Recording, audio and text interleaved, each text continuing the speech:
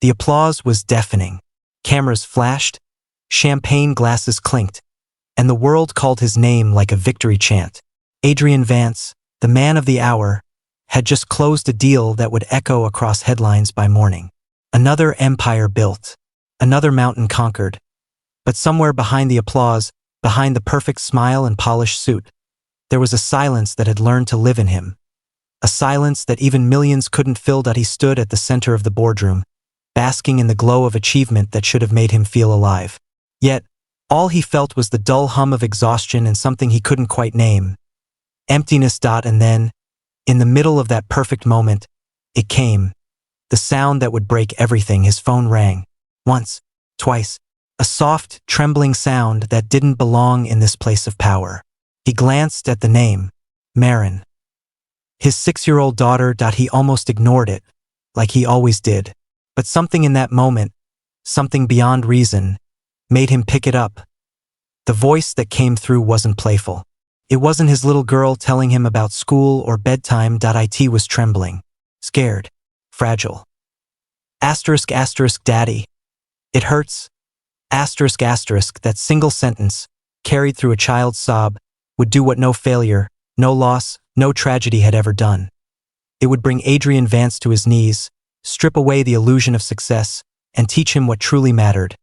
Because sometimes, the smallest voice can awaken the loudest truth. Adrian Vance was the kind of man people read about in magazines.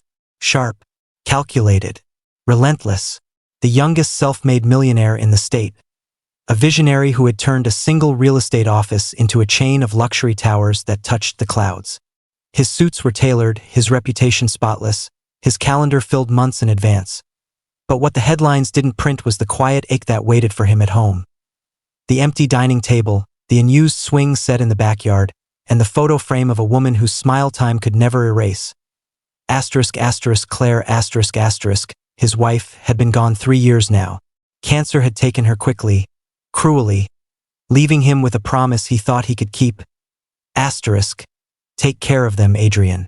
Don't let work take you away from them. He tried. For a while. But grief is a strange thing. It can disguise itself as ambition. And before he realized it, Adrian had replaced pain with progress, memories with meetings, love with labor. He told himself he was doing it for Marin, his daughter, and baby Noah, the son Claire never got to see grow. He worked harder, bought bigger houses, built higher towers. But with every success, he drifted further from the only thing that had ever truly mattered. Until that phone call, he answered it mid-celebration, surrounded by executives who saw him as a god in a suit. His assistant's voice faded as he pressed the phone to his ear. Marin, all he heard was sobbing. Daddy, it hurts. His heart froze. What hurts, sweetheart? There was a crash in the background, the sound of glass breaking, and then the sharp, panicked cry of a baby. It was Noah. Marin, talk to me. I dropped something, she sobbed. Noah's bleeding, Daddy. Please come home. The world around him blurred. He didn't remember leaving the boardroom. Didn't remember the startled faces as he ran past.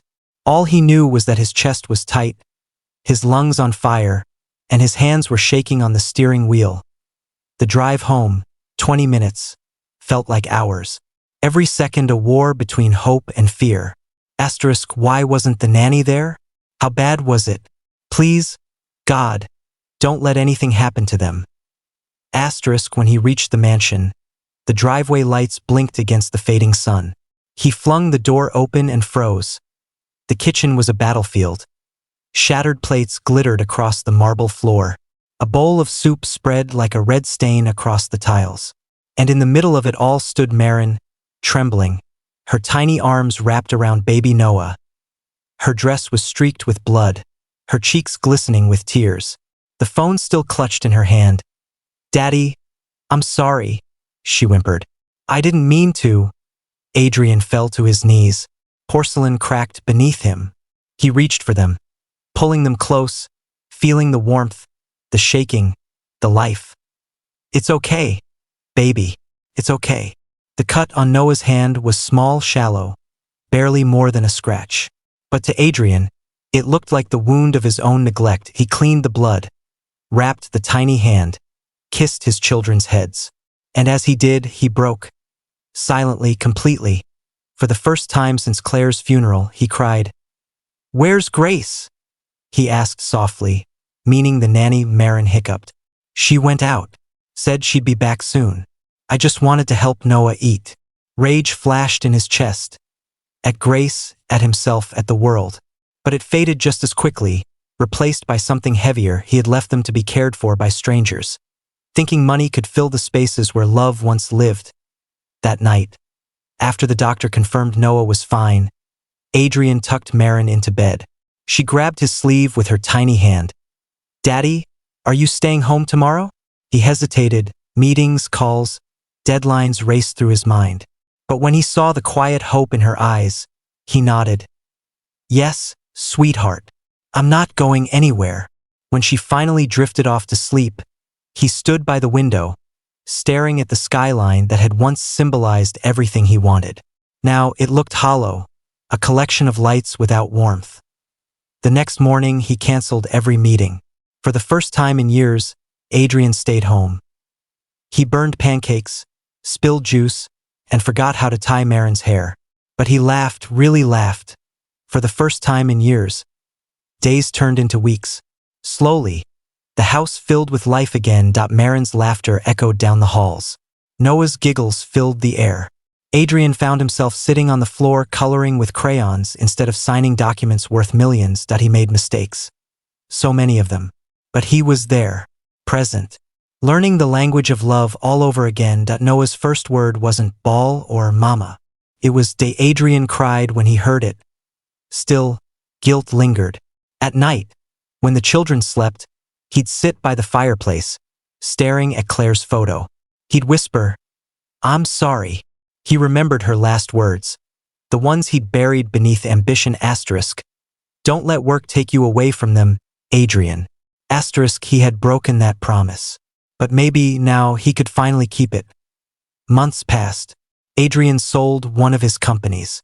The business world was stunned. Reporters called it a retirement, a midlife crisis, a mystery. But Adrian didn't care. He used part of the money to start something new. A foundation called the Marin and Noah Trust. It offered free childcare and emotional support for single parents who had to work long hours. Just like he once did. He visited every center personally. He read stories to toddlers, held babies, and listened to parents who were fighting their own silent wars. And every time someone thanked him, he thought back to that phone call, to the small, trembling voice that had saved him from himself.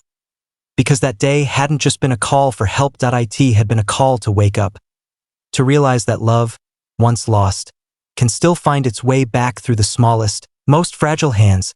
If this story touched your heart, please like, share, and subscribe to Kindness Corner ***, where real stories remind us that success means nothing without love. And before you go, answer this. Do you believe it's ever too late to make things right with someone you love? Because sometimes, one soft voice saying, "Daddy, it hurts," *** is all it takes to heal what's been broken for years.